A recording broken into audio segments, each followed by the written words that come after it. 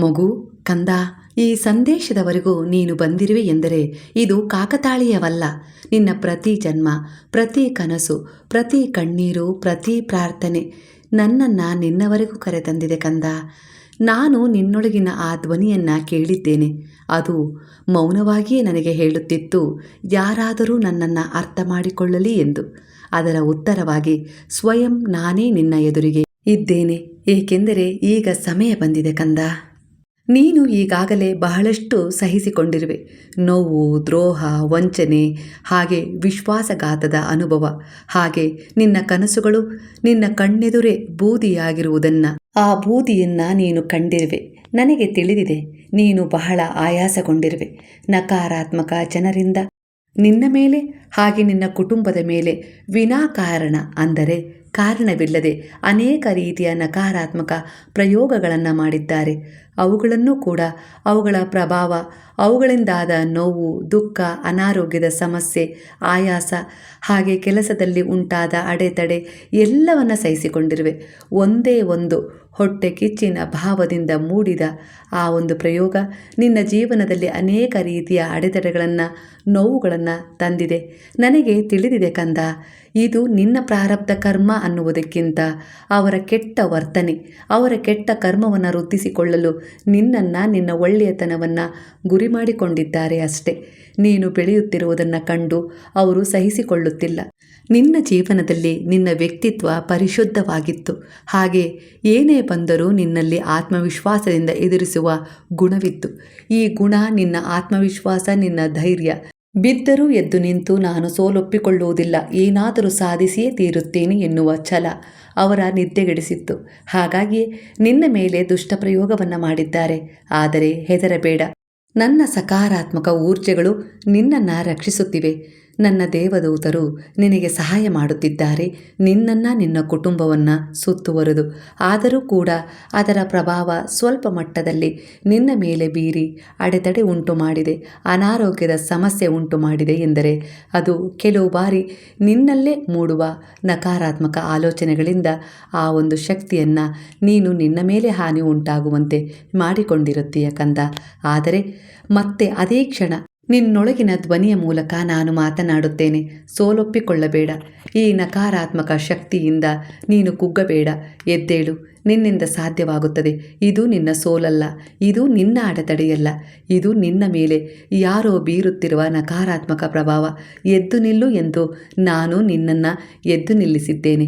ಅದಕ್ಕೆ ತಕ್ಕ ಹಾಗೆ ಕೆಲವು ಪರಿಹಾರಗಳನ್ನು ನಿನ್ನ ಮೂಲಕವೇ ನೀನು ಮಾಡಿಕೊಳ್ಳಲು ಸಹಾಯ ಮಾಡಿದ್ದೇನೆ. ಒಟ್ಟಾರೆಯಾಗಿ ನನ್ನ ಇಚ್ಛೆ ಇಲ್ಲದೆ ನಿನ್ನ ಜೀವನದಲ್ಲಿ ಏನೂ ನಡೆಯುತ್ತಿಲ್ಲ.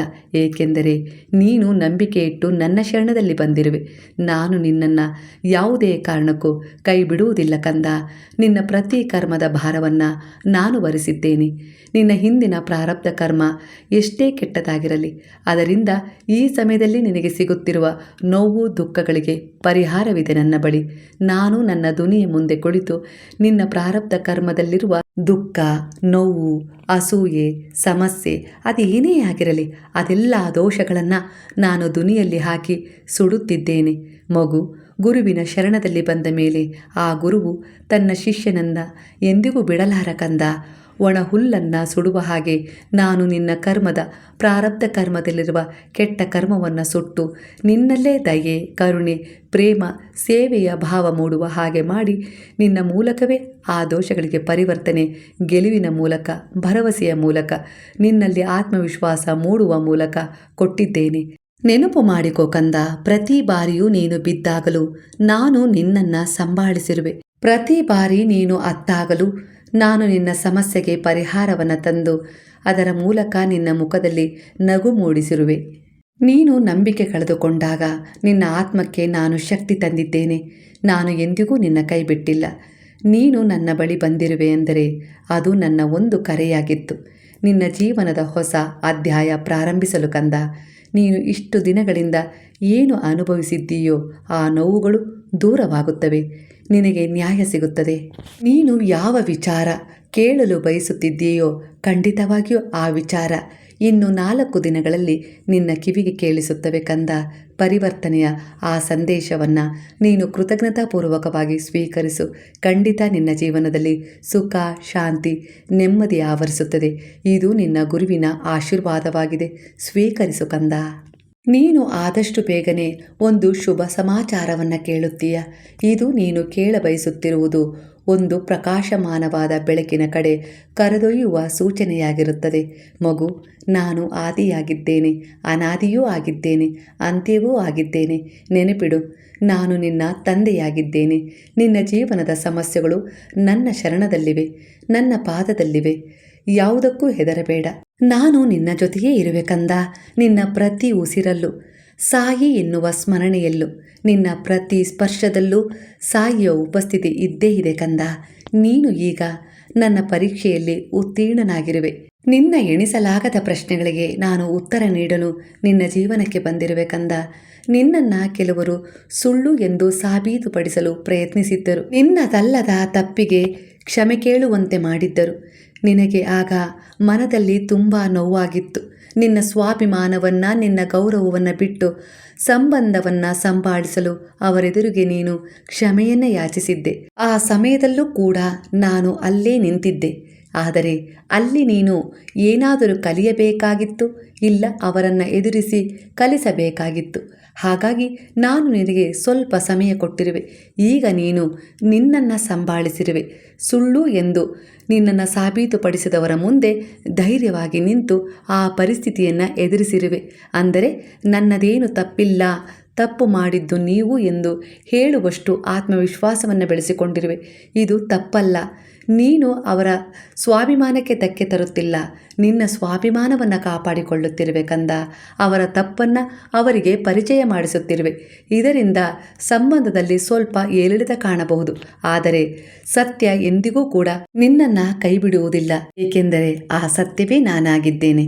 ನನ್ನನ್ನೇ ನೀನು ಆಯ್ಕೆ ಮಾಡಿಕೊಂಡಿದ್ದೀಯ ಎಂದರೆ ನಿನ್ನ ಜೀವನ, ನಿನ್ನ ಮುಂದಿನ ಭವಿಷ್ಯ, ನೀನು ಇಷ್ಟಪಡುತ್ತಿರುವವರ ಜೀವನ ಹೇಗಿರಬೇಕೆಂದು ನಾನು ರೂಪಿಸಿಕೊಡುತ್ತೇನೆ. ಏಕೆಂದರೆ ನೀನು ನನ್ನ ಶರಣದಲ್ಲಿ ನಂಬಿಕೆ ಇಟ್ಟು ಬಂದಿರುವೆ. ನಾನು ಅಷ್ಟು ಸುಲಭವಾಗಿ ನಿನ್ನನ್ನು ಕೈಬಿಡುವುದಿಲ್ಲ. ನಿನ್ನನ್ನು ಸುಳ್ಳೆಂದು ಸಾಬೀತುಪಡಿಸಿ ನಿನ್ನವರೇ ನಿನ್ನನ್ನು ಇಂತಹ ಪರಿಸ್ಥಿತಿಯಲ್ಲಿ ಕೈಬಿಟ್ಟರು. ಈಗ ನೀನು ಒಂಟಿ ಎಂದುಕೊಂಡಿರುವೆ. ಮಗು, ಆ ತೀರ್ಮಾನ ತೆಗೆದುಕೊಳ್ಳಬೇಡ. ಅದರ ಅಗತ್ಯವಿಲ್ಲ ಕಂದ. ಈಗಲೂ ನಾನು ನಿನ್ನ ಜೊತೆಯೇ ಇರುವೆ. ನಿನ್ನ ಸಂಯಮ, ನಿನ್ನ ತಾಳ್ಮೆ, ನಿನ್ನ ಮೌನ ಎಲ್ಲವನ್ನ ಅಂತ್ಯಗೊಳಿಸಿ ಕೆಲವು ಬಾರಿ ನೀನು ಆತ್ಮವಿಶ್ವಾಸವನ್ನು ಕಳೆದುಕೊಂಡಾಗಲೂ ನಿನ್ನ ಒಳಧ್ವನಿ ಹೇಳಿತು, ಎದ್ದೇಳು, ಹೆದರಬೇಡ. ಅಂದ ಕ್ಷಣವೇ ನೀನು ವಿಜಯದ ಹಾದಿಯಲ್ಲಿ ನಡೆದಿರುವೆ. ಮಗು, ಸರಿಯಾದ ದಾರಿಯನ್ನು ಆಯ್ಕೆ ಮಾಡಿಕೊಂಡಿರುವೆ ಕಂದ. ಇದಕ್ಕೆ ಕಾರಣ ನಿನ್ನೊಳಗಿನ ಧ್ವನಿಯನ್ನು ನೀನು ಆಲಿಸಿದ್ದೆ.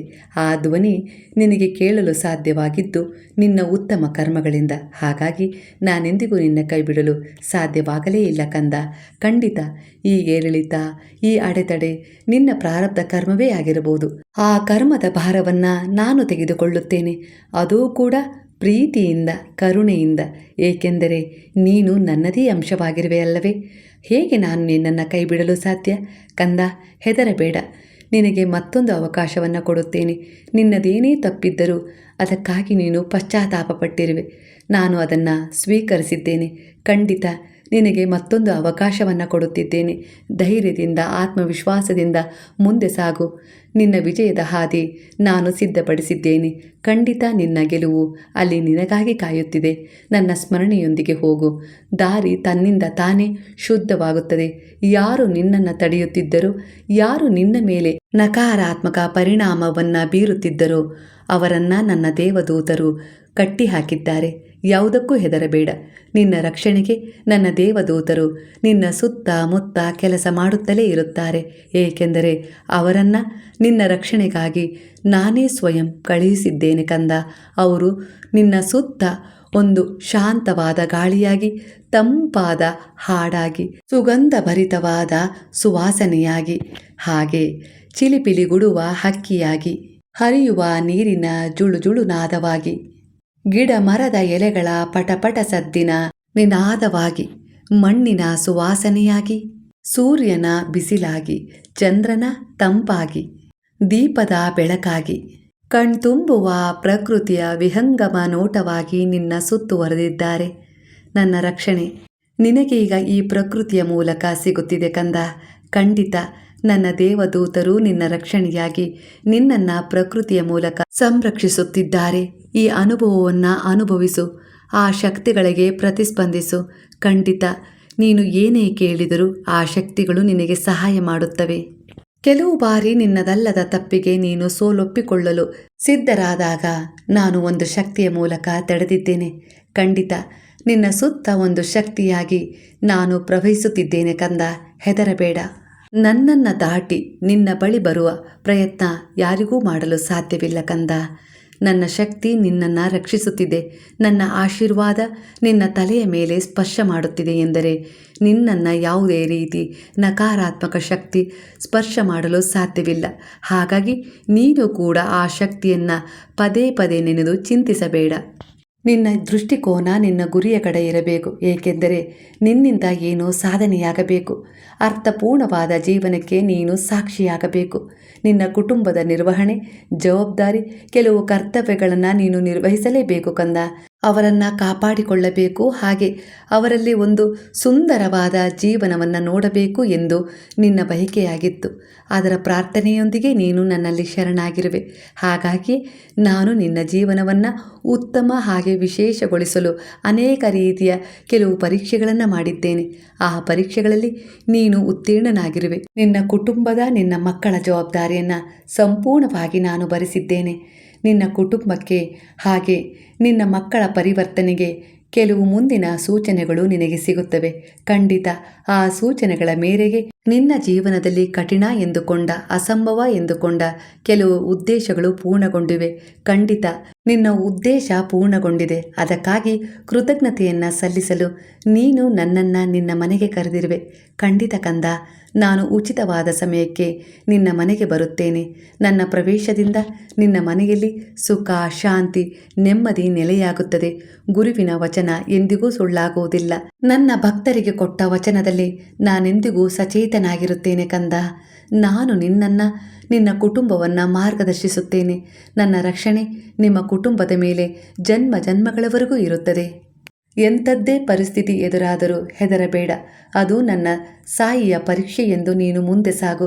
ಖಂಡಿತ ಅದೇ ನಿನ್ನ ವಿಶ್ವಾಸವಾಗಿ ಗೆಲುವಿನ ರೂಪದಲ್ಲಿ ನಿನ್ನ ಜೀವನಕ್ಕೆ ಮರಳುತ್ತದೆ. ಹೆದರಬೇಡ. ನಿನ್ನ ಸಾಯಿ ನಿನ್ನ ಜೊತೆಗಿರುವವರೆಗೂ ಯಾರೂ ಕೂಡ ನಿನ್ನನ್ನು ಏನೂ ಮಾಡಲು ಸಾಧ್ಯವಿಲ್ಲ. ಯಾವ ಶಕ್ತಿಯೂ ಕೂಡ ನನ್ನನ್ನು ದಾಟಿ ನಿನ್ನ ಬಳಿ ಬರುವುದಿಲ್ಲ ಕಂದ. ನೀನು ನನ್ನ ರಕ್ಷಣೆಯಲ್ಲಿ, ನನ್ನ ಆಶೀರ್ವಾದದಲ್ಲಿ, ನನ್ನ ಕೃಪೆಯಲ್ಲಿ ಸಂರಕ್ಷಿಸಲ್ಪಡುತ್ತಿದ್ದೀಯ.